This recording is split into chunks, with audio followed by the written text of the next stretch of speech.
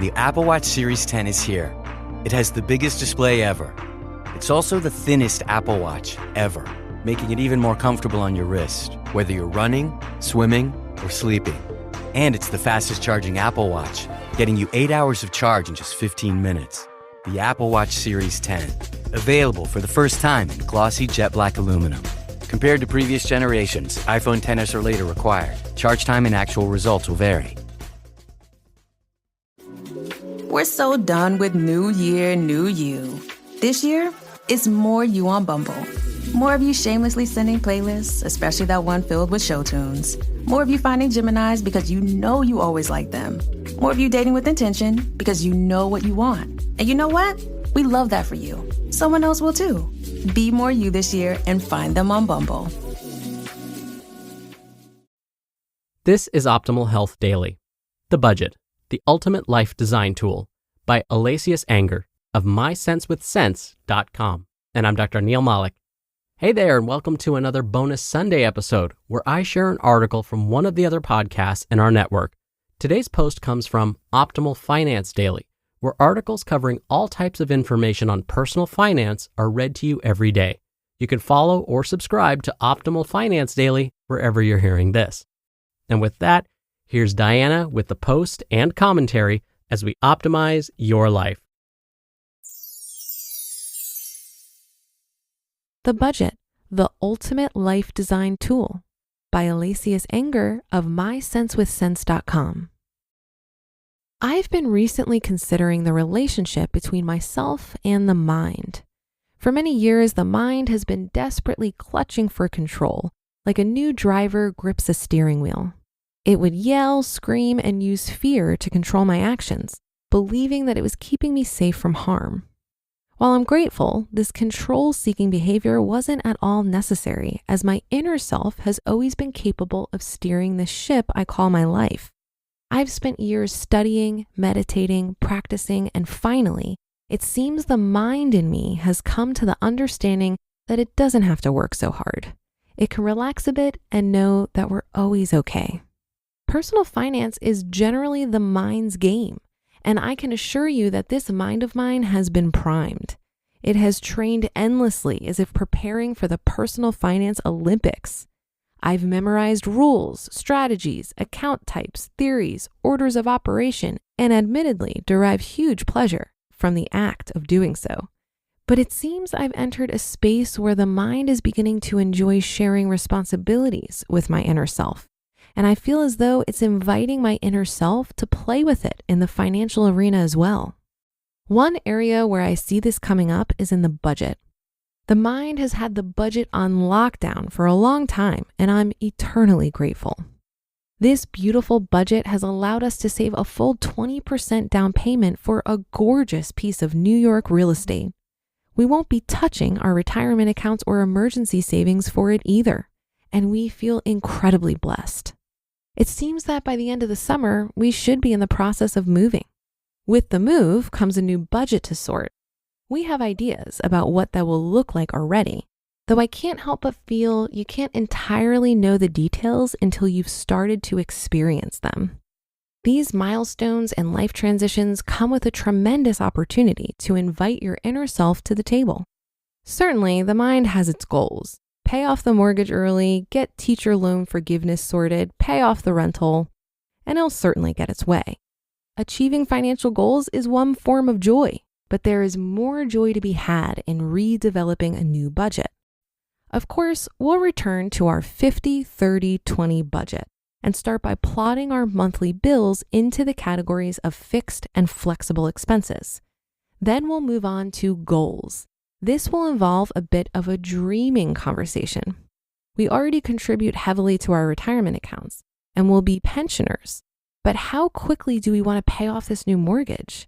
How much extra do we need to contribute to the mortgage from day one in order to meet that goal? We will have these same conversations with some of our other major goals. This is where the mind and the inner self meet. They're co-pilots. The inner self knows my heart, knows my joy. The mind is my chief strategist and gets to plot possible courses. They need to become in sync, and for couples, both individuals need to also become in sync. I have to be honest, I'm really excited to have that particular monthly money meeting.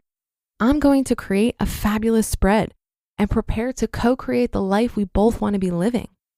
After we decide on our goals and understand how much of our income needs to go towards these things each month, we're going to automate them.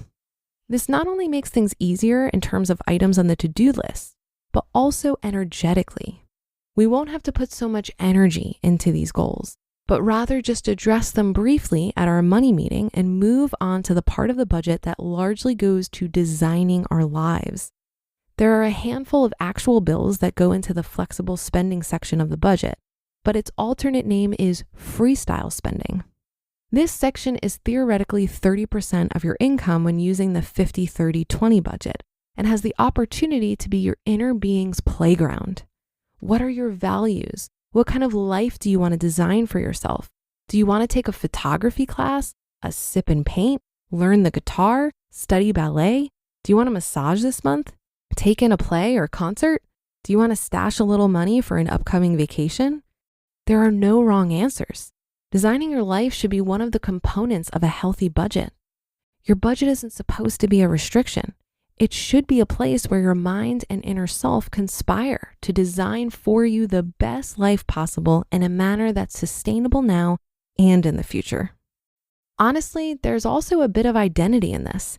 Sometimes when you're working towards a goal and it gets to become a long slog, you can start to feel like your whole identity is wrapped up in a combination of work and the goal. Sometimes it's a matter of staying the course for a short period of time until you can check off that goal and switch gears. Sometimes you may want to reevaluate prior to meeting the goal.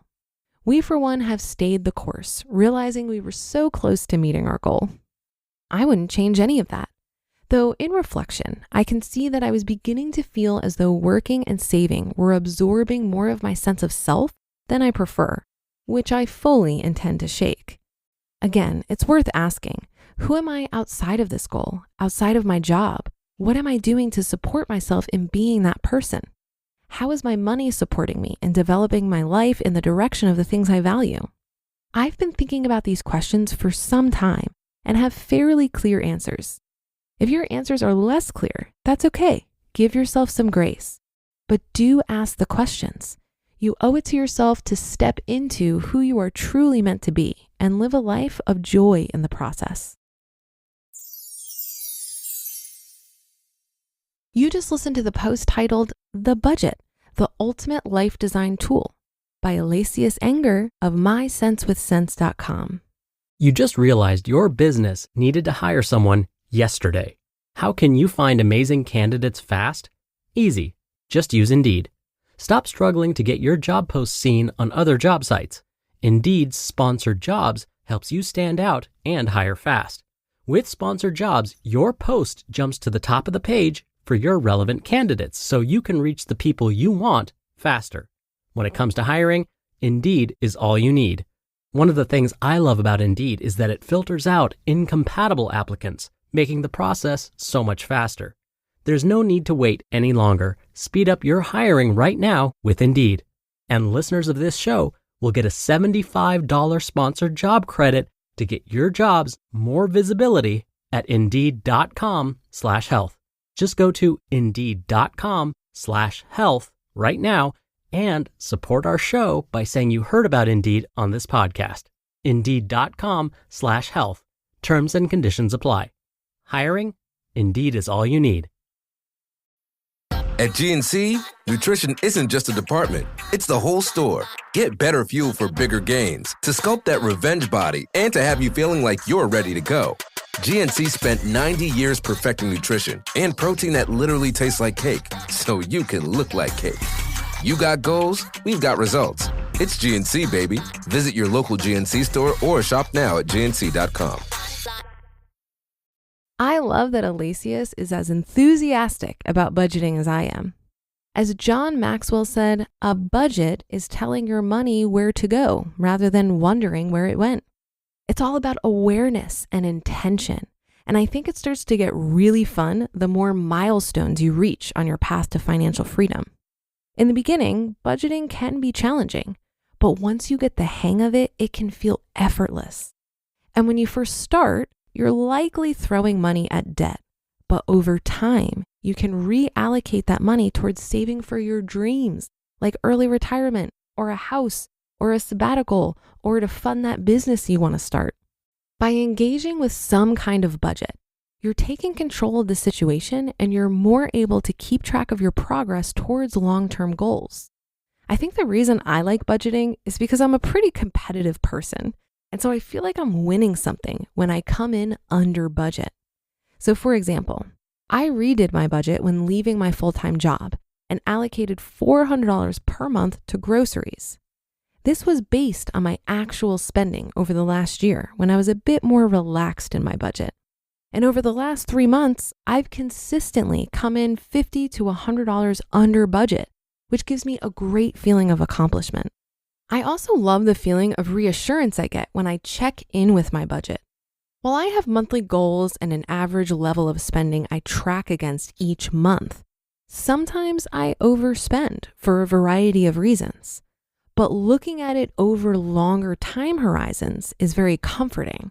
So for example, my budget based on 2 years of actual spending, including all fixed and discretionary expenses, is about $3,000 per month.